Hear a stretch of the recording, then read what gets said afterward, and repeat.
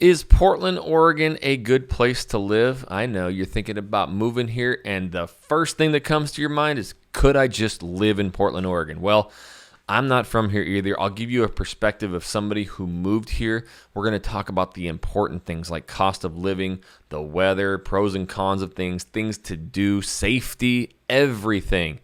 This is going to help you. Let's see if you got the courage and the guts to move to Portland. No, I'm just kidding. But is it a good place to live? Hey, I'll just tell you my opinions of it, and you can form yours after it. So we're getting after it right now.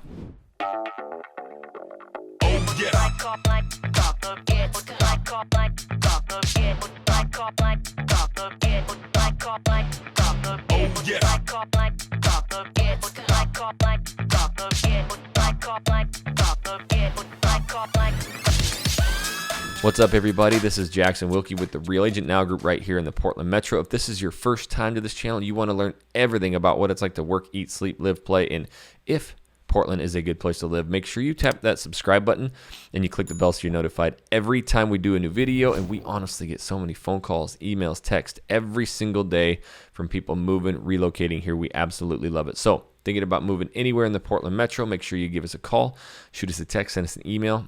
Days, nights, weekends, we got your back when moving to Portland, Oregon, and Vancouver, Washington.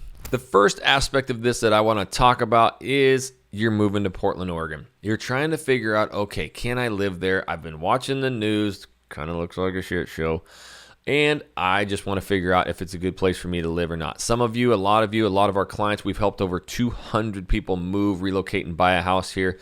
A lot of them have come in the past and done a lot of visiting, and it was their spot. So I don't know which area of the spectrum you're at, but you probably are at this point of trying to learn, is it a good fit for me?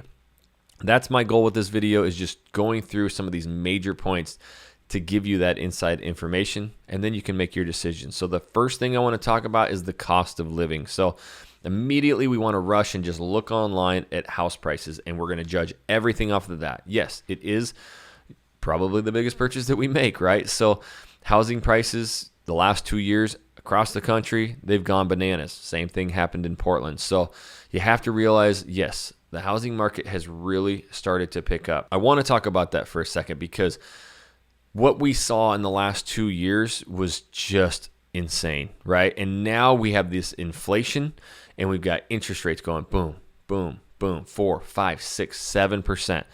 This is making buyers say, whoa, whoa, whoa, I don't want to get into these houses at 6 and 7%. But let's break this down just a little bit, okay? Make your decision the way you want it, but I have to just inform you of what we're seeing in the Portland real estate market. So what happened for the last year and a half was that so many people were moving, relocating here, that some of these houses had 50, 80, or 100 offers. So if there was a house priced at $500,000, that thing was going for $650,000, right?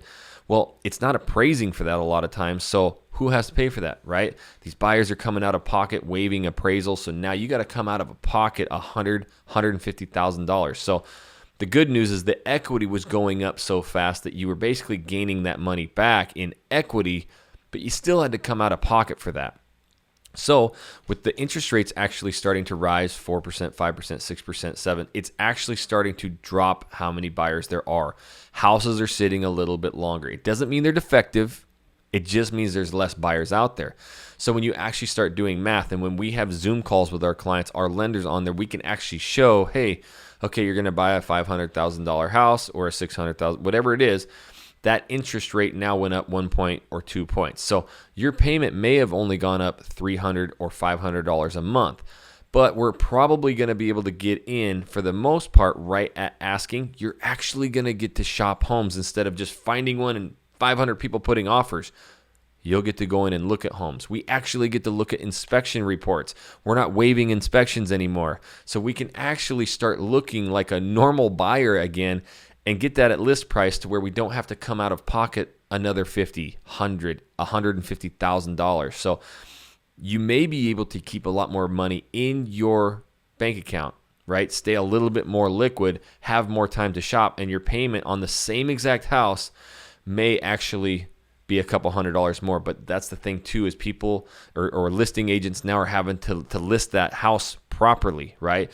You can't just list it super high and get all these crazy offers now because there's less buyers. So it may be a fit, it may not, and there's some of you in this audience right now that are going to hammer me. I don't care. Hammer me down in the comments, but I just, and what I mean is the haters who say it's terrible and the whole market's going to crash. That's not going to happen. There's too much equity in these houses. They're still increasing in value, and there's still major buyer demand and supply issues. That's really the biggest cost that we have to look at. Other than that, you're not going to see a massive difference here in Oregon compared to a lot of other states. You know, the state income tax is right around like 7%. If you move up to Vancouver, Washington, you have no state income tax, 0, but you're going to pay a lot higher tax on groceries, cigs, booze, chew, whatever, anything, you know, those fun things. But other than that, I mean, your gas, right around $5 a gallon, ridiculous right now. Come on.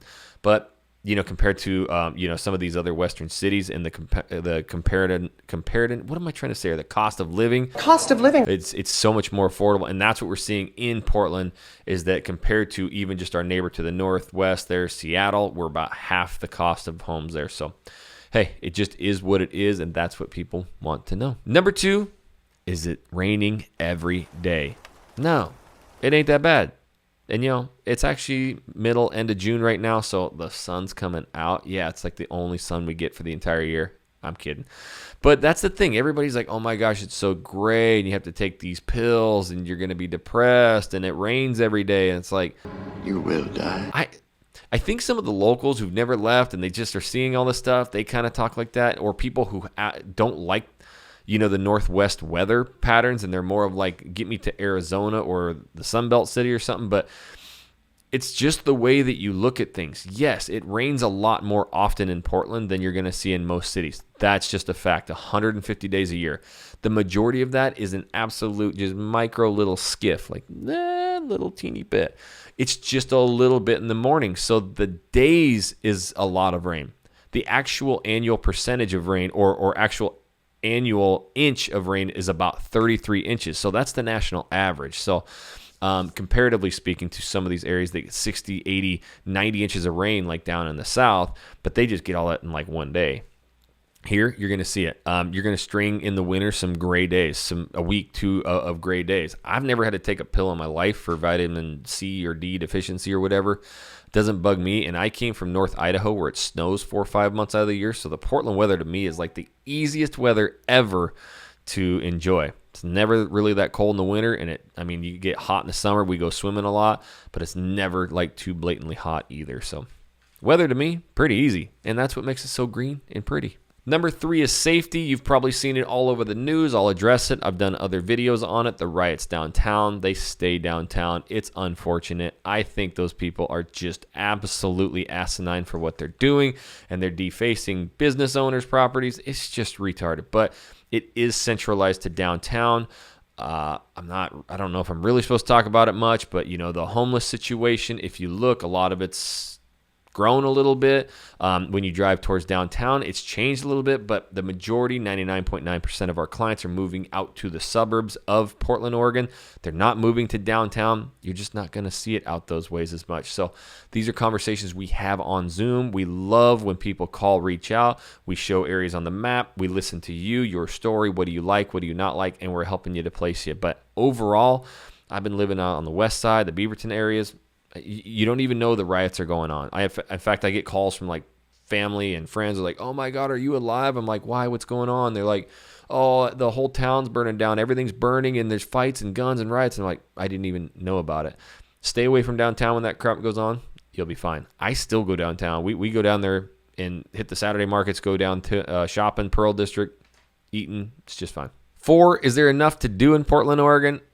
You ain't got enough time to do everything. And if you're an outdoor activist, you're going to have endless. Hour and a half to the west is the coast, and you have 10 different styles of beaches. They're all amazing. I love them all. I could spend all day over there on the coast. You have, Forest Park right there in the northwest part. It's the biggest park inside of city limits. You've got Mount Tabor out on the east side. I love hiking that. Super fun.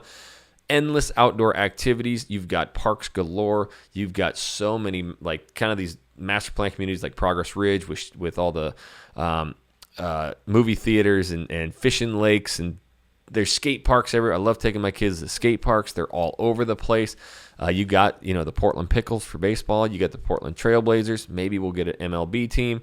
There's a lot to do in Portland. Plus, them brewskis, homies. Oh, you got a lot of good brewskis, breweries. That's one of our favorite things to do as a family too. So you're not going to ever find a day where you can't go do something fun. The main part is Portland a good place to live? It's only if you choose the right spot. What happens is you fall in love with a house. You see this house, you're like, gotta have it. And then you move there and it's not an area that fits you.